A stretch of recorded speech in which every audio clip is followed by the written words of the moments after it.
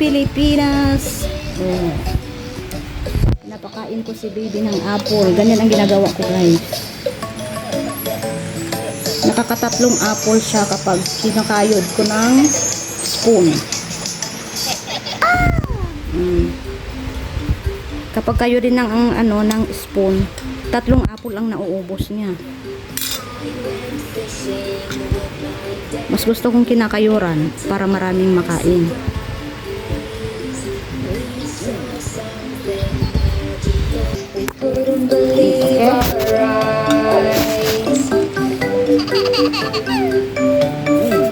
There was a little baby shark. Ganitong ginagawa ko, guys. Kasi kapag hinayaan lang nakagat-kagat lang siya ay buong araw na siyang umuya-nguya. Di pa tapos di pa niya ubos ang isang apple. Pero kapag ganito talaga, marami siyang makakain. We let it swim in peace. First it disappeared, then came back with his family. Wala eh. There was a big baby shark. Apple. Swimming by our boat. Ang saya-saya. Oh. May free grocery ng dumating. Yung sabi ko sa inyong yung mga patapon na nilang kinukuha ng mga rider, guys. Si Habi walang work pero andun yung kaibigan niya. Yung kaibigan niyang yun, naka-work niya. Iisang bahay lang kami. Nakakuha siya ngayong araw ng ganito. Mga chips na malalaki, 5 piraso. At saka may 2 chicken na nakuha din siya. Nilagay na namin doon sa fridge. Oh, may carrots, may grapes, cauliflower, cucumber, lab na. Cheese ba yan? Kahapon yung nakuha niya, isang chicken, tapos juice. 8 pieces ng juice ng mga babies. Ngayon, ito yung nakuha niya. Kaya hindi maiwan ni Habi yung trabaho niya yun, guys. Kasi may nakukuha silang libreng grocery. Si Habi, halos araw-araw may free grocery talaga. Need to wash, Habibi. Wash. Okay pa siya, guys. Ganda-ganda pa. Parang ganda-ganda pa. Ewan ko, ba't nila tinatapon? Pero maganda pa. Ito rin. Mahal-mahal kayo ng lace. Magkatong na to sa lalaking chips. Ang ganitong cucumber na maliliit, mahal ito, guys. Sobrang mahal nito. May palibre, may chicken din kami. Need to wash, Habibi. Need to wash. You eat already apple? 2 pieces? Ay, 3. You eat 3 pieces apple after this one, okay? May palibre silang grocery.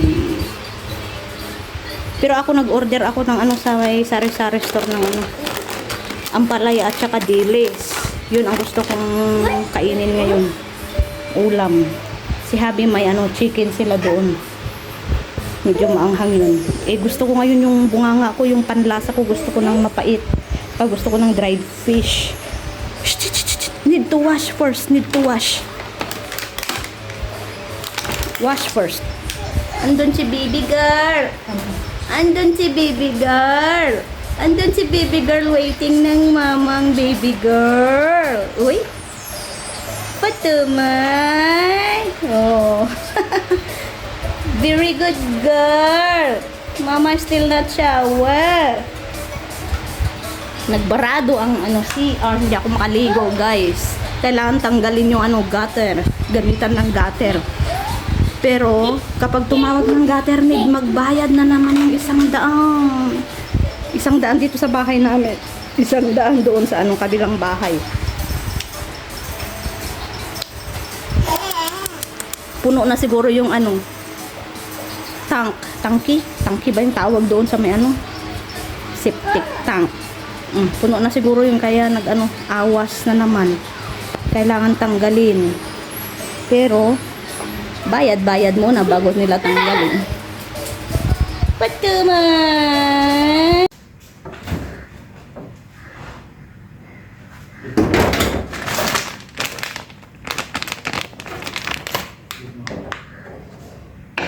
Hihimay tayo ng ampalaya. Takam ako sa ampalaya with deluxe. Sarap sana ang daing ay bulad. Kaso wala sa meron naman silang bulad sa sari-sari store, kaso hindi siya Philippines. Bangladesh na Hindi ko alam kung malinis yun o hindi. So, okay na ang bilis. Haluan ko na ito ng itlog.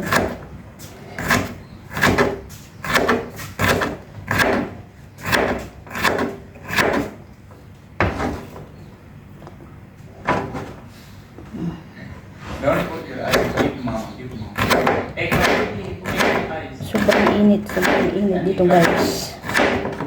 Gusto kong maligo kaso barado yung CR namin ngayon. Barado kayo inayos yung sa kapitbahay namin. Isang bahay lang kami. Isang bahay pero naano siya ng 3 pamilya. Apektado ang sa amin kasi inaano ng plumber yung sa kapitbahay namin. Kaya siguro nagbarado. Ngayon, ako na lang ang hindi nakaligo sa amin. Buti nakaligo ang mga bata. Naligo ko na sa bago nagbara.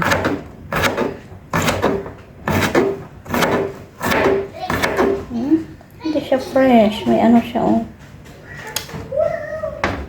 Wala tayong magawa. Andito tayo sa malayong lugar. Walang bihira lang yung fresh na fresh talagang gulay. Nakakamiss din yung magluto ng gulay tapos yung bagong pitas. Kapipitas mo pa lang tapos lutuin mo na. Nakakamiss yung ganun, guys. Dito. Minsan ka lang makakita ng fresh na fresh talagang gulay. Ito pasira na kaso binibenta pa nila.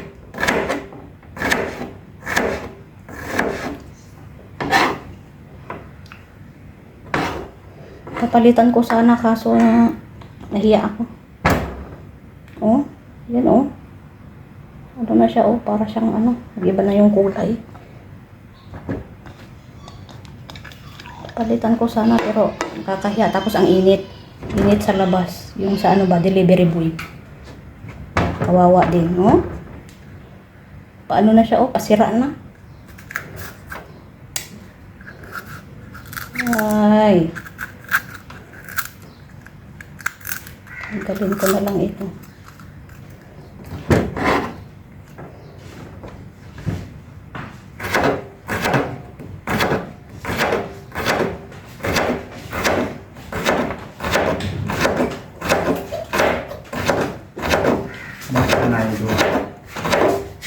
So what you can do?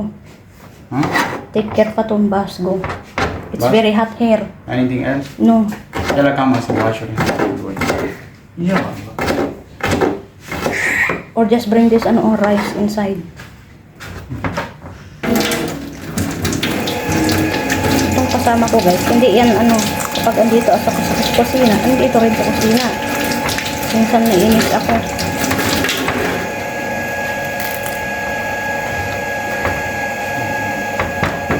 Nakabantay. Kala niya siguro magluloko ako. May kadate ako dito sa kusina. May din yan noon. May Pinay siyang jowa. Kaso nagloko. Naglokong Nagloko siya may beach. So, Tinatawagan niya, sabi niya, mag-overtime daw siya, yung babae. Mag-overtime ako. Late na ako makakauwi, una ka nang matulog. Ganun. Eh, tapos, sabi niya, ang nasa isip naman ni Habi, bakit siya mag-overtime? Bakit mahangin? Ganun ba? Parang nasa beach siya. Ganun. Eh, pagtingin niya sa location, nasa beach nga. Pinuntahan niya sa beach. Inano niya yung location.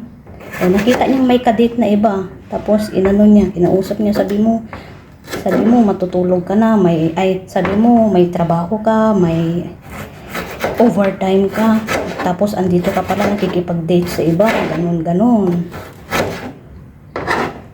Pero pinatawad pa rin niya, binigyan niya ng second chance. So, naging sila ulit. Okay sila ulit. Tapos pagka ibang lalaki naman ang dinala doon sa kwarto ng jowa niyang yun.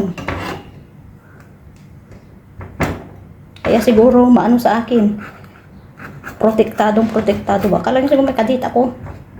Kadaan dito ako sa loob ng kusina tanong ng tanong, may kailangan ba ako? Ayaw umalis dito sa tabi ko. Minsan nainis ako. Sabi ko, tulad ba ako ng jowa mo noon? Pag sinabi kong ganon, sinabihan ko siya ng ganon, alis na yan siya.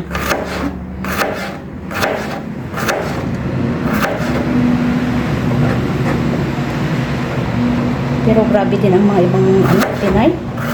Nakakaya nila ng 3-4 na jowa. Buti nga hindi ko sinaktan ni sabi noon. Kasi ilang ulit na tinatawag, ilang ulit din niyang niloko. Iba-ibang lalaki. Ibang lalaki sa kwarto, may ibang kalit sa beach. May mga kachat-chat pa. Ay, nako. Parang mawawalan ng utin. Umuwi ng Pinas. Umuwi yun ng Pinas, guys. Buntes. Tapos hanggang ngayon, 2 taon na yung bata. Hanggang ngayon, di pa nakita yung tatay. Ewan ko kung may contact sila ng tatay niya, ng jowa niya dati. Pero 2 years old na yung bata, hindi pa nakikita yung tatay. Nakarma. Alam nyo guys, ang mga lahing Pakistani kapag nagluto, maraming sibuyas talaga. Pero masarap siya. Maraming sibuyas, manamis-namis. Ito, noon, ginagamit ko 4 na beses isang ganitong sibuyas. Ngayon, tutuin ko na lang siya ng 1 beses. Gamit na ako ng 1 sibuyas kada luto. Pero sa kanila, mga 1 kilo. 1 kilong sibuyas, half and a half, ganun. Sarap. Lalo na yung kapag okra yung niluto nila. Tapos ang daming sibuyas, 2 kilo ata. Manamis-namis siya guys, masarap. Naging favorite ko rin yun.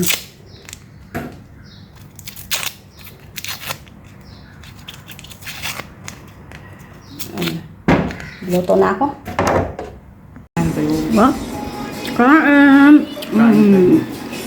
Luto ng aking ampalaya. Karela. What? Karela. Palaya. With dilis na matigas. Matigas diba?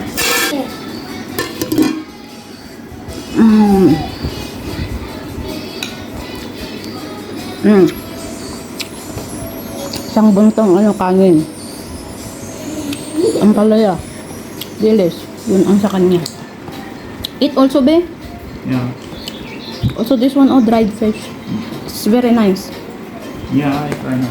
Yaya ka nang niya. Hindi ka nang kumakain. Dried fish, ayaw niya. Kung isda, pwede pa. Mapilit ko pa siya ng isda.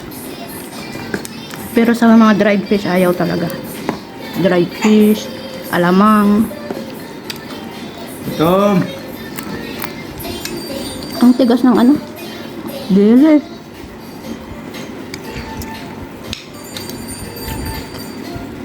With Pepsi. Kasi ang init. Sobrang init ngayon. Hmm.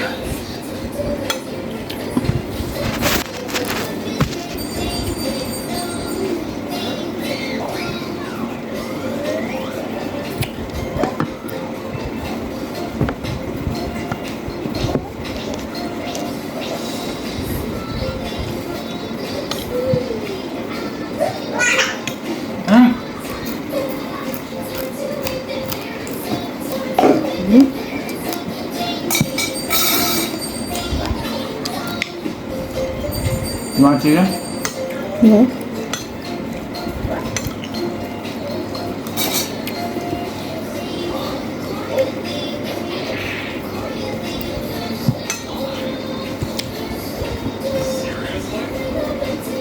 Ang gusto ko kanina. Umpisa ko palang pag-isa ng sibuyas at saka bawang. Hinilo ako. Hindi ako makahinga. Tapos sobrang pawis ko kanina. Tinigil ko yung pag-isa. Pinatay ko yung apoy. Pumasok ako dito sa room. Minom ng tubig. Sabi ko, buksan mo yung ano. Buksan mo yung aircon. Hindi ako makahinga. Hindi buksan. Tapos humiga ako konti. Hindi naging uti-uti yung pakiramdam ko. Unti-uting, ano, unti-uting bumalik yung paghinga ko ng normal. Hindi ako makahinga kanina. Hindi ko alam. Siguro sa ano, sobrang init. Kanina sobrang pawis ko. Ang init-init sa kusina.